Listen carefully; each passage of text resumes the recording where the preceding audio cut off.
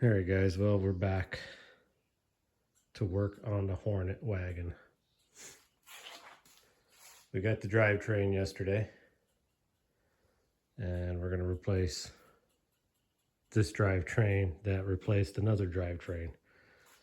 So this car was a 6-cylinder. There is a video where we rescued it. We got it running, but the clutch was completely seized, rusted solid. The transmission was rotted out. The bell housing, well, because it was sitting on the ground. So I had that factory V8 Gremlin with the 3-speed in it. And I started pulling the motor out of it, but the bell housing was broke on that. And it was missing all the internals in the bell housing, the fork arm and stuff like that. So I was going to use the fork arm out of the 3-speed out of this transmission, but they didn't work. It just turned into a big hassle. Me getting this 304 and cross member in this car was a battle. And we did get this 304 running one time, but I don't know how well it runs. And since I've installed it, the rear main seal has started leaking, the front seal leaks on this thing, and I haven't even ran it. So, you know, that old 304 needs a lot of work. A friend of mine that we've done a bunch of AMC trading in the years, well, he had this complete 304 with the 3-speed out of his running car that I guess he just tore apart because he's putting a different motor in it. And so this is a perfectly running, ready to go, ready to install drivetrain. So that's what we're going to shove in there. I don't have to mess with anything really on it. I can just get it in there, get it running, and be done. The problems that I've noticed is, well, this came out of a Javelin, a 70 Javelin, I believe. And the biggest problems I've noticed is the transmission is the tail shaft, I'm pretty sure, is quite a bit longer. I haven't measured them to check that for sure yet, but I may have to use the early V8 Gremlin transmission on this bell housing because I think it's a shorter transmission. But other than that, I shouldn't have to do much. I shouldn't have to disturb the clutch or anything. I should be able to just pull the 4 bolts and pop the transmission out and stick the other one in if that's what I got to do. I'm going to take the exhaust manifolds off to make it easier to install in the car. And I really hope I don't have to pull that cross member back out of this car to install this engine, because I'm going to be upset if I have to do all that again. But anyway, it's exciting. So a complete good running drivetrain for the Hornet. I'm going to pull the hood and I'm going to pull that engine, and I'm probably not going to really film that because I'm probably going to get violent with it just to get it out of there. But after I get it out of there, then we'll look at some more stuff, and I might clean up the engine bay a little bit. Originally, when I was doing all this stuff, I was doing it outside in the mud early this spring when it was still snowing and raining. I didn't have much love for it at that point, so I was really just jamming stuff in there. And then when I found out the whole transmission fiasco, well, that's why this car got put on hold. So I'm going to do all that stuff, and we'll bring you back here in a little bit. Okay, well, other than that, I had to stop to do some other things. It took me about a half hour to get this out of here. Again, I wasn't real super gentle with it, but so like I said, this oil pan, it leaks. I don't know if it's the front main seal or that oil pan, but when I was pulling it out just now, it started leaking oil out of right here, and I was like, well, what the heck? There's actually rivets in here. I've never seen that before. I don't know what that's for or why they're there, but it was starting to leak oil out of them. Oops, sorry guys. But I mean, you can tell this little motor, she's pretty grody. So I'm actually really happy to have that other drivetrain. I'm assuming the exhaust manifolds will work. If they don't, I have the Gremlin V8 manifold. So I think I've got everything that we need to successfully do this. The only real question I have is the bell housing. I don't know that there would be a real reason for concern that bell housing is about an inch and a half wider than the one that came out of the Gremlin. Other than the tunnels might be smaller, so that might be the only real problem I'm going to run into, but I will bash the floor in this and make it fit if that's what we got to do, because it needs to get installed. So I'm going to get this thing out of here or out of my way so it's not dangerously hanging over my face, and I'm going to go measure some transmissions and try to figure out some stuff here. All right, well, getting some things done here. So how many of you already knew that I have to use that transmission there? Maybe none of you did, I don't know. As far as I can tell, I'm going to have to use it because the output shaft is quite a bit longer. And the transmission that goes in the V8 Gremlin is only a 3-bolt flange or doohickey, so I can't think of the name of it. The nose, the cone. So I guess I'm gonna have to use this transmission, which it's fine. The only problem with it is it's 3 inches longer, 2 inches longer. So we'll probably have to get a drive shaft made, but it is what it is. The drive shaft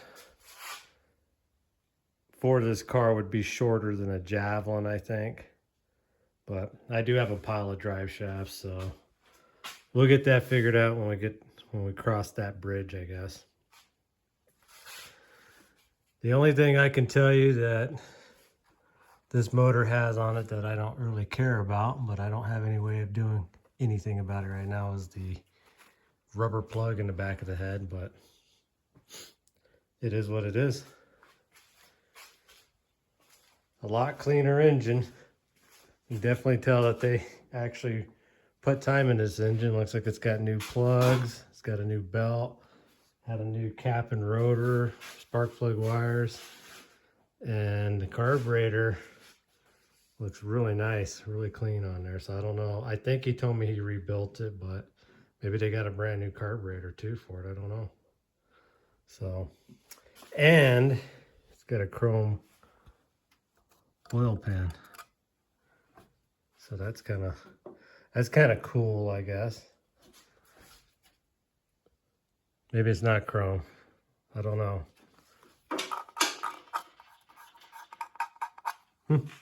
I don't know. Maybe it's not chrome. It looks like it's chrome. But we'll just say it's chrome. Leaky valve cover gasket. I think they all do that. So I pulled the transmission anyways because I really doubt there would be any chance I could get a transmission, bell housing, and engine in to this cross member at the same time. So I'm going to pull this motor mount off. Then I got to get the motor mounts pulled off of that. And then I'm going to guess that there's a specific way that you do this.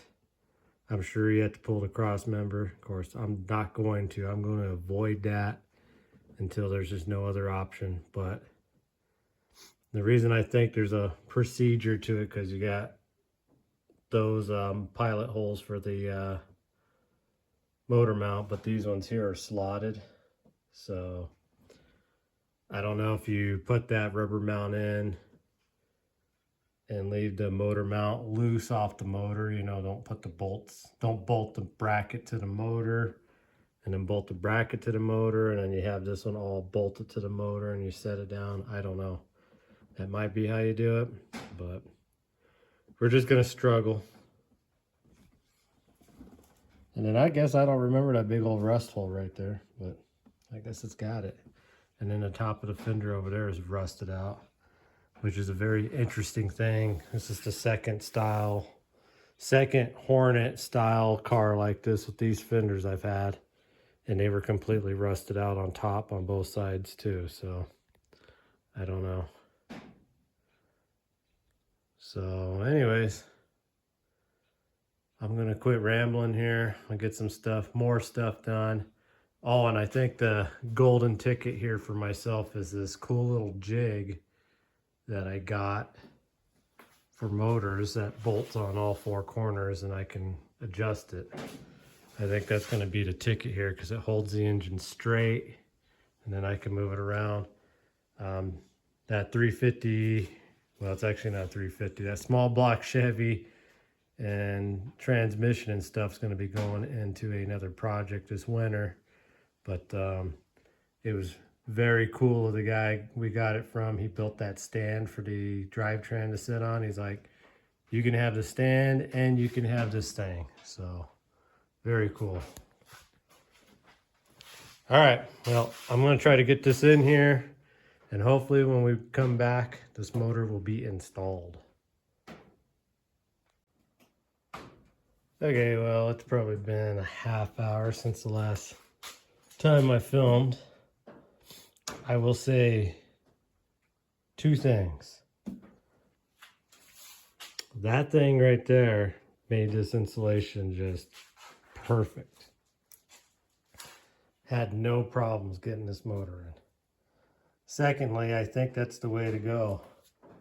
I put that motor mount with the rubber on the engine, bolted it up to the engine, and then I bolted that rubber and motor mount to the frame and left the bolts off the engine, and it sat down and those holes pretty much lined right up. I didn't have to do really anything to get the 3 bolts into that motor mount bracket on the motor. So I think that's the way to do it. But yeah, I mean, without this thing here and being able to slide and adjust this, I wouldn't want to have to put one of these in, because, you know, you got it on, if you're doing a chain deal or the carburetor plate thing, this chain wants to sit there and move the motor all over the place, and just perfect. So I'm just gonna say, if you're ever gonna put a V8 in one of these small AMCs with the factory V8 cross member, have one of those things. It'll make life easy. So now I get the fun part of getting the transmission in and then seeing how much too long it is for the drive shaft and all that fun stuff. So, and it's currently making a mess on the floor. I don't know. The only other thing I was going to look at, I doubt I can do this very easily. It's probably not even worth me trying to mess with. But I'll go pull a tail off one of those transmissions out there and see if that output shaft is just in that part there, and maybe I can just switch to tails. So if I can do that, great. But I'm gonna go eat lunch first because it is pretty much right at lunchtime, and I'm actually pretty excited and pretty happy on how far and how easy so far it's been doing this. And I'll throw this out there too. It could have had something to do with the snow, the mud, the rain, the cold, and the fact that I was having to do it with the loader and a chain. So I just had a chain on the forks trying to use the loader to go up and down. But that motor right there fought me every step of the way. And I ended up having to pull, I put the V8 cross member in here. I ended up having to pull the V8 cross member back out just to get the motor in, just to get the cross member in. So I don't know why that was such a fight to get that motor just even in there. It came out of the Gremlin V8 fine because I actually hooked it up to the loader and pulled the cross member and just popped it out of the Gremlin. But yeah, so I'm pretty pleased with that. And I'm going to go eat lunch now. All right, been a couple hours later. Gotten some progress done. 304 is in. Look at that classy shifter I got with the drivetrain too. Isn't that cool? Got the shifter mostly installed. Oh. Oops. Got the cross member in. I got to get a different transmission mount. You can see it's like 2 inches too short. And drive shaft won't work, but in my stack of drive shafts, I found a drive shaft that is perfect. The only problem is I may have to get U-joints, the universal U-joints, meaning they're wider on one end and narrower on the other side, so they'll fit the yoke and the drive shaft flange. So, because these, I'm guessing this is out of a truck, I'm gonna just guess, and it's got wider U-joints on it, but we will find out when we cross that bridge. That ain't gonna be today. Oh. But I am going to work on cleaning up my mess here because I've got a mess. And I'll bring you back here and we'll decide what we're going to do. It's getting late in the afternoon. I've been on this since 9 o'clock this morning. But believe this or not, I'm ready to try to put some water in it. And I got a couple of wires I got to hook up and grab some gas. And I think I'm ready to try to start this guy up. Now it's not going to run for long because I don't have the fuel line hooked up. And I don't have the right alternator in it. So here's a very interesting fact that I didn't know. When I got this car, the guy who he got it from said the distributor was bad or something. You know, I didn't think much of it. I know it had points in it. But it turns out this car is a factory brain box. And all the factory wiring was just kind of hanging out. But somebody wired in an older style points resistor wire setup, and sure enough that little 232 is all set up with a points distributor. So somebody got rid of the brain box but left the wiring along with the alternator. So here's the original, I think, alternator stuff, I'm pretty sure. And I'm not entirely sure if this is for the alternator, but I think it is. And the reason I say that is because it's got a GM style. And actually the alternator that was on that is a GM style. I just put this power wire back on here just so it's not flopping around and shorting out. I got to hook up the cable to the starter, to the solenoid. And what the heck is that? I don't know what that is. And like I said, I'm gonna dump some water in it, and I'm gonna grab some gas and we'll start seeing if this guy's going to turn over. Oh, and I got to put a battery in it, but we're getting close, so very exciting. All right, well, I don't have any antifreeze laying around like I thought. I know I was going to just put straight water in it, but I figured put some antifreeze, so I'm going to skip the water for right now just because it's getting really late. And I don't have much more time to be out here before I got to go in for the rest of the day so I can get up and start going my roughly 200-mile trip a day to work again next week. So 3 solenoids. We finally found one that would work. Dad was over a little bit ago, and he was my tester here to just see if I can get it to crank over. Finally got it cranking over with the key. So oops, put a little gas in it. Yeah. So I guess let's see if this stupid thing will start.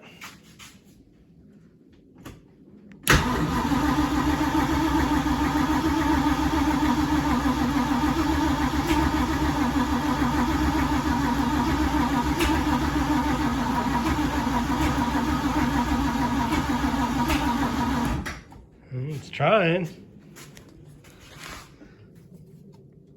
I'll change the distributor a little bit. See what happens.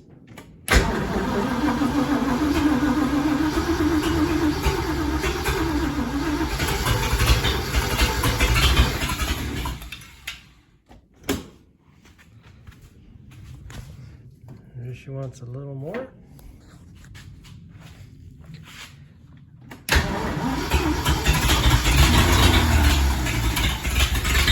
It's alive!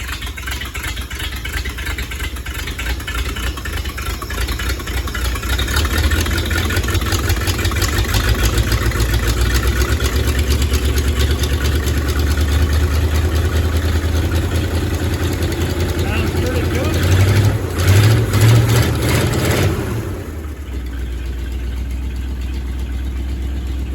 Look at that.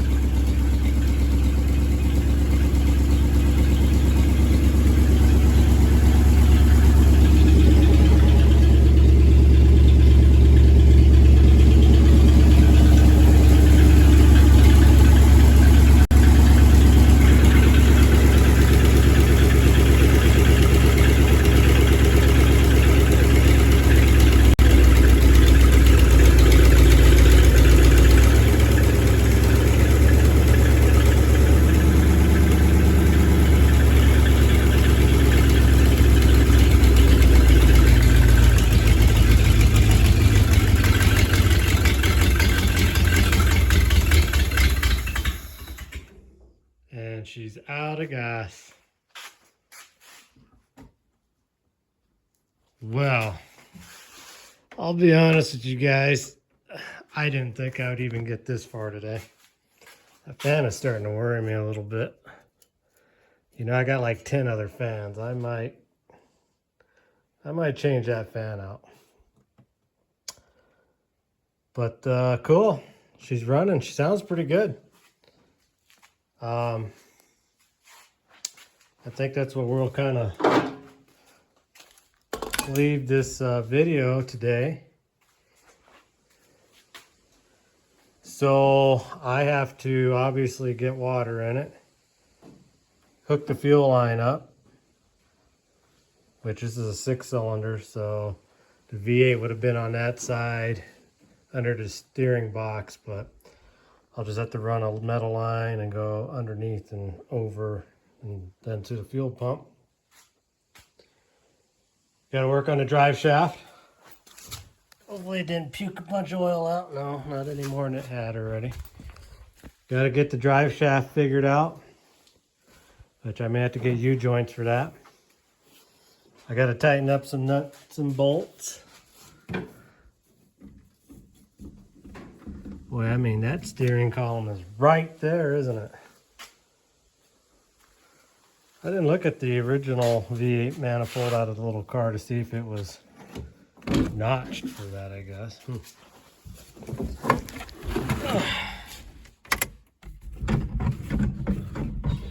Yeah, she scrapes a little bit. I'll have to address that at some point, but I'm not worried about it. I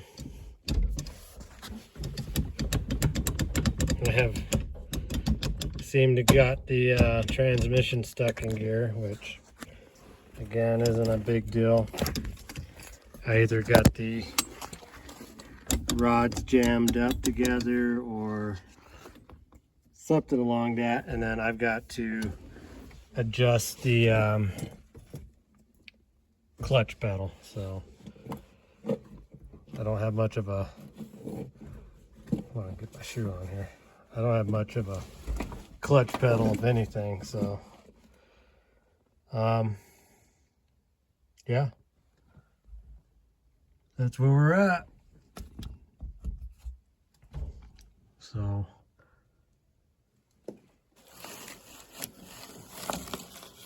you haven't already watched a video of us getting this car, well, you probably should, because I'm surprised this car is not in a lot worse shape than it is. We got a hoopty we got to fix there. But all right, well, as always, I appreciate you guys hanging out today and watching this. And the next video will probably be next weekend is when I'll finish up this car, and hopefully we can go drive it. That's the goal. But again, I got to go to work. I generally don't do much of anything after work because I've only got a couple hours to be up before I got to go to bed and get up and go to work again. So I already have made a hump day video for Wednesday, so you guys can look forward to that. And then this video will come out before Wednesday, so today's Sunday. Probably start working on it tonight and hopefully try to have it uploaded by Monday night. So all right, well, anyways, the Hornet, or the Honeycomb, as somebody suggested for the name. I did write them and ask them why Honeycomb, but they never wrote me back. So if you're watching this, maybe you can tell us why Honeycomb would be a good name for it. And other than that, as always, thanks for watching, and we'll see you in the next video.